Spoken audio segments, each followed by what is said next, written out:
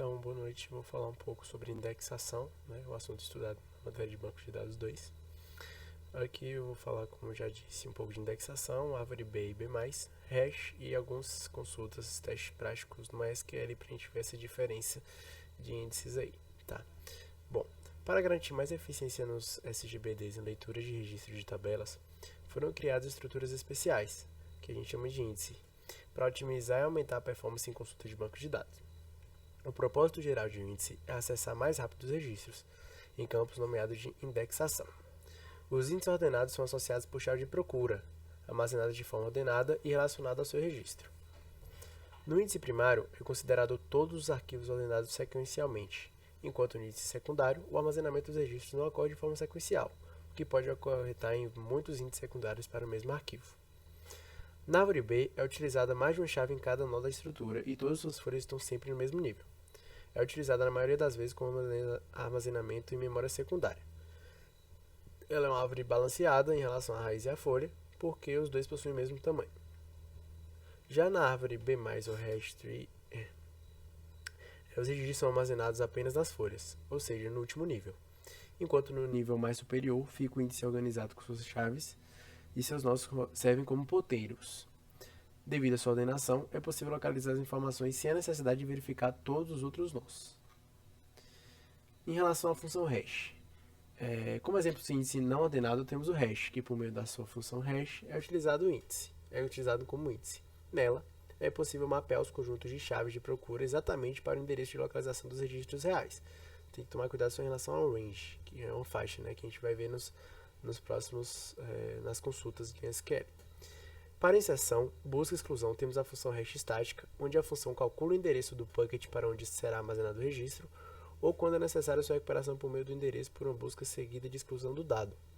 Enquanto na função hash dinâmica, se estende de acordo com a necessidade de dados utilizados. Vamos partir para agora algumas consultas no MySQL para verificar essa diferença. Para engine, para memory, né? Para pegar tanto a questão do hash quanto do B-tree. Ok. Agora eu vou começar criando um índice de salário na questão no quesito B-tree, para a gente começar a fazer alguns testes, certo? Aqui a gente já consegue ver que o índice que foi criado de salário no tipo B-tree, tá? E vamos começar as consultas. Na primeira consulta eu quero ver a quantidade de funcionários que ganham R$10.131 utilizando o B-tree. Então eu vou executar essa função, certo?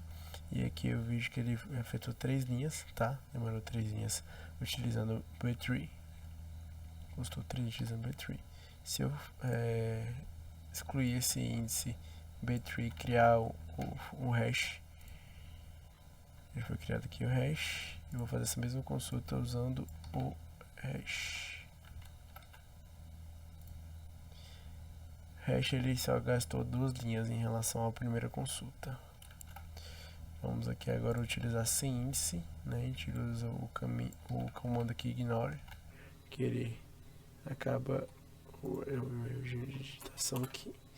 Ok, então sem índice ele acaba lendo as 20.000 linhas que tem do nosso banco, utilizando assim, consultando uma por uma, dando mais trabalho, né? Continuando nossas consultas, vamos para a segunda, que é a quantidade de funcionários que ganham menos de R$1.500, tá? Utilizando o B-tree inicialmente, a gente vai verificar que ele consulta 1.264 linhas. E aí, se eu excluir o meu índice B-tree e criar o meu índice hash aqui, vou fazer a mesma consulta. E aí eu vou ter a questão de que ele realmente vai ter que, o hash torna-se negativo nesse ponto, que ele vai ter que verificar as 20.000 linhas novamente do banco, né? Porque ele verifica um por um. Já sem índice ele vai fazer a mesma coisa, vai ser a mesma quantidade. Aqui ele vai examinar as mesmas 20.000 linhas porque não utiliza índice, né? Continuando aqui a minha consulta, eu vou dar continuidade criando o meu índice novamente B-tree, certo? Criei o meu índice e agora eu vou partir para as minhas consultas aqui, que são funcionários que ganham entre R$5.000 e R$10.000, certo? Repara que é uma range, né? Uma faixa. E aí o que acontece? Utilizando o B-tree, ele vai ler 6.603 linhas para consultar, né, para dar esse retorno aí.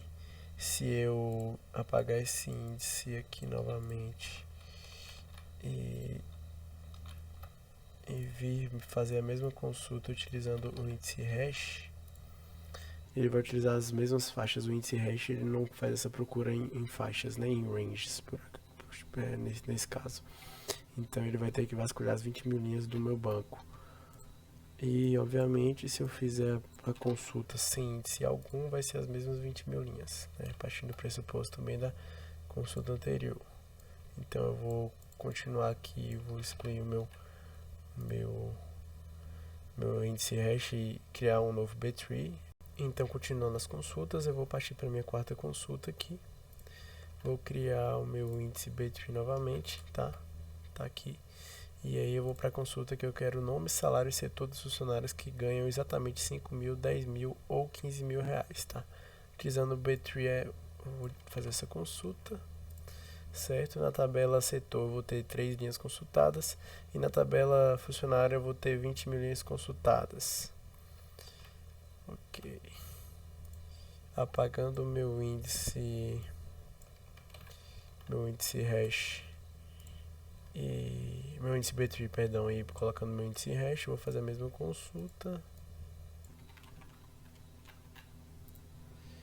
E aí eu vou ter basicamente a mesma quantidade de dados, né, procurados, né, 3 e 20.000. Utilizando sem índice algum, eu acabo tendo uma pesquisa mais rápida um pouco. Na tabela setor só 3 e na tabela funcionário 6.666 linhas.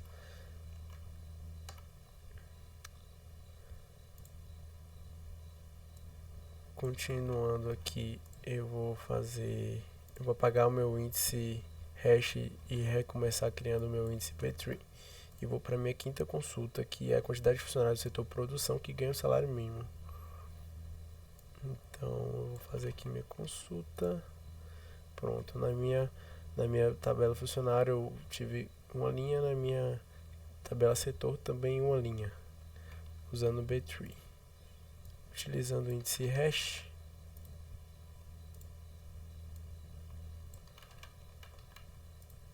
eu vou ter 2 linhas na tabela funcionário e 3 linhas na tabela setor. E para finalizar, utilizando a consulta sem índice nenhum, eu vou ter aqui 3 linhas na minha tabela setor e 6.666 linhas consultadas na minha tabela funcionário.